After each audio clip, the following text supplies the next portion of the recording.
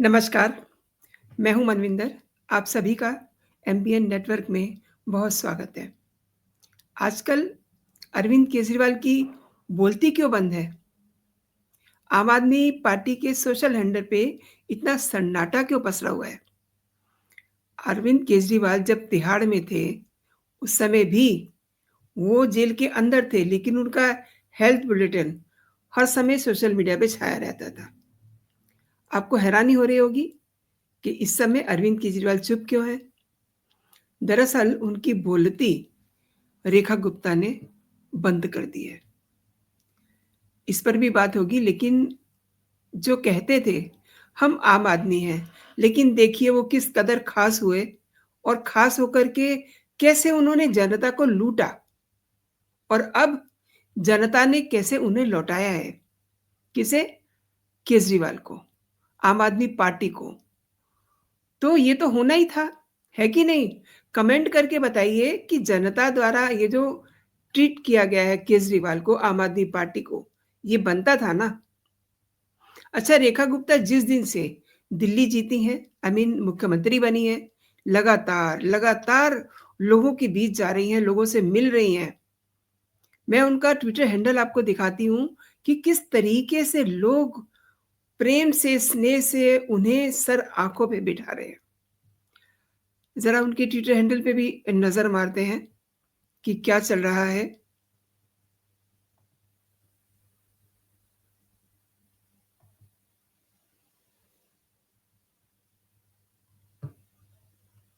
ये देखिए, कैसे जो है सबसे मिल रही हैं और सबके साथ मुलाकात कर रही हैं।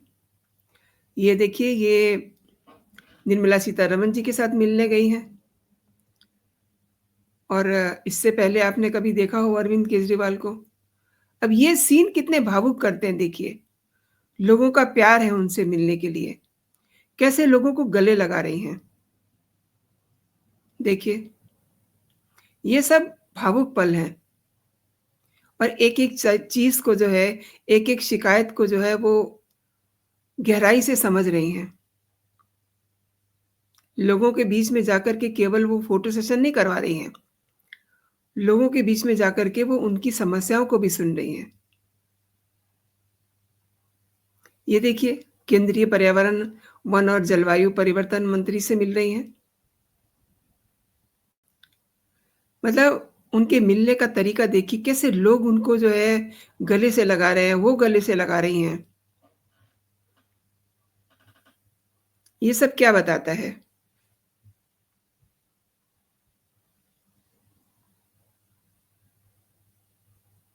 छात्राओं से संवाद किया है। मतलब ये जो है उनका एक दिन का मैं प्रोग्राम बता रही हूँ, कितने लोगों से मिलती हैं वो। केवल वो बैठ कर के अरविंद केजरीवाल की तरह काम नहीं कर रही हैं और अरविंद केजरीवाल ने तो मतलब ऐसा कुछ तो किया ही नहीं, लोगों से तो वो मिले ही नहीं। केवल और केवल जनता को लूटते रहे। देखिए, महिलाओं के बीच कैसे प्यार से महिलाएँ उनको हाथों-हाथ ले रही हैं।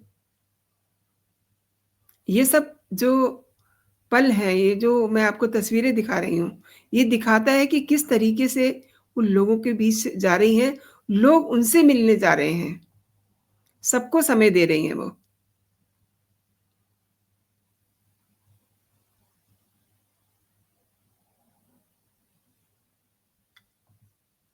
महिलाएँ कितने स्नेह से, प्यार से उनसे मिल रही हैं।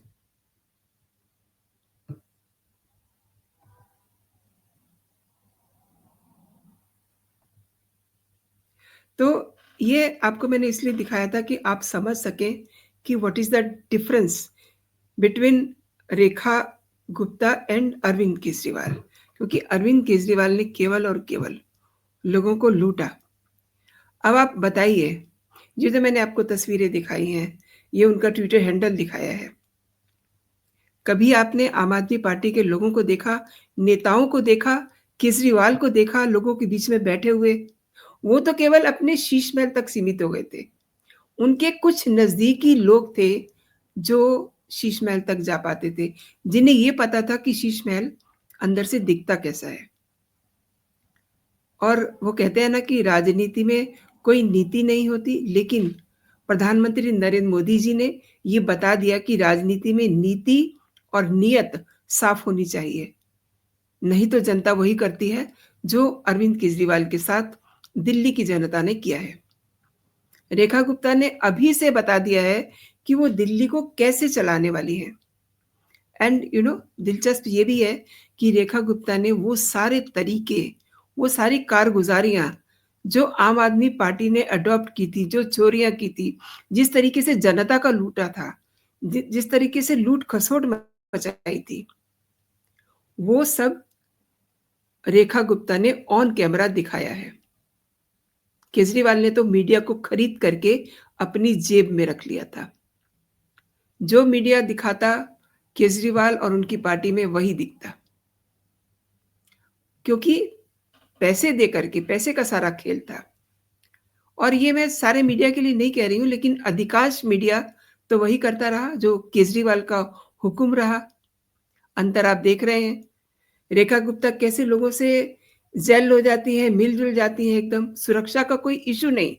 मतलब वो लिटरली सब लोगों के बीच में कुर्सी में बैठी हैं, मोहल्लों में जा रही हैं, लोगों के पास जा रही हैं, पार्कों में मिल रही हैं लोगों से। लेकिन कभी आपने अरविंद केजरीवाल को देखा? चलिए इस बात को छोड़िए, कभी आपने अरविंद केजरीवाल को बजट पर लोगों की राय लेते हुए देखा? रेखा गुप्ता बजट पर लोगों की राय ले रही हैं। दरअसल 25 मार्च को दिल्ली का बजट पेश होगा और दिल्ली की सीएम वित्त मंत्री भी हैं रेखा गुप्ता।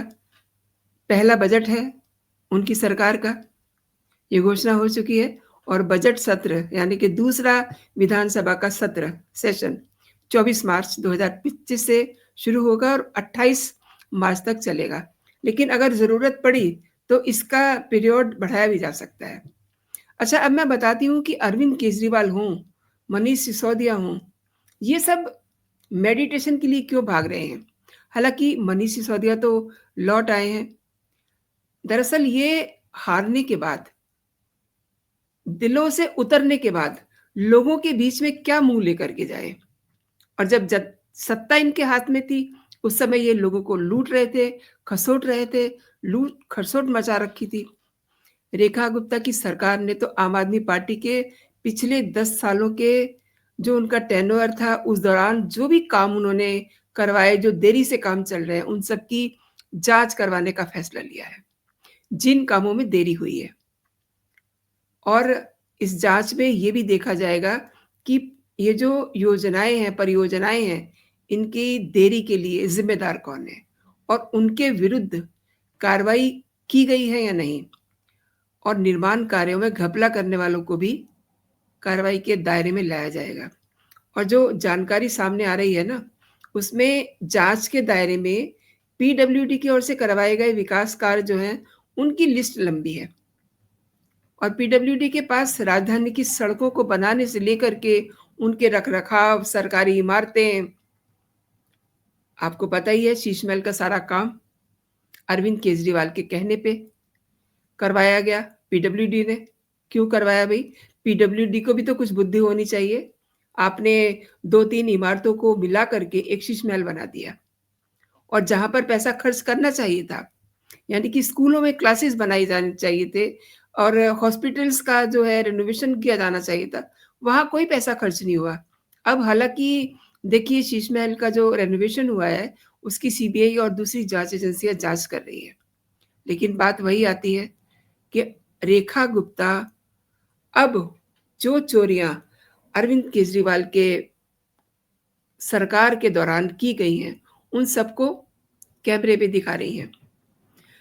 और सबसे दिलचस्प बात ये है कि रेखा गुप्ता ने कोई गुंजाइश नहीं छोड़ी है कि केजरीवाल अपना मुँह दिखाए, लोगों के बीच जाए। यही तो मैं कह रही थी कि अरविंद केजरीवाल क्यों चुप हैं? क्यों मेडिटेशन में चले गए हैं? क्योंकि उनके पास अब दिखाने के लिए, बताने के लिए, कहने के लिए कुछ बचा है क्या? सवाल ये है ना। और आप ये देखिए कि 8 तारीख को नतीजे आते हैं और अरविंद केजरीवाल घर के अंदर छिप के बैठ जाते हैं।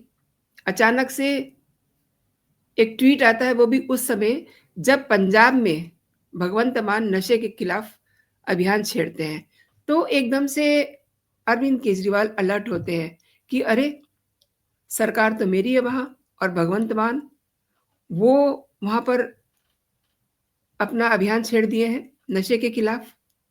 अब देखिए, अब वो इस समय मेडिटेशन के लिए होशियारपुर में हैं, लेकिन वहाँ से भी शैतानियाँ कर रहे हैं। मतलब जिसको काम नहीं करना, वो काम नहीं करेगा, वो चाहे सरकार में रहे, चाहे वो सरकार से बाहर रहे। इस समय अरविंद केजरीवाल की सरकार पंजाब में तो है, लेकिन वहाँ जो चल रहा है, वो भी अरविंद केजरीवाल को बर्दाश्त नहीं है।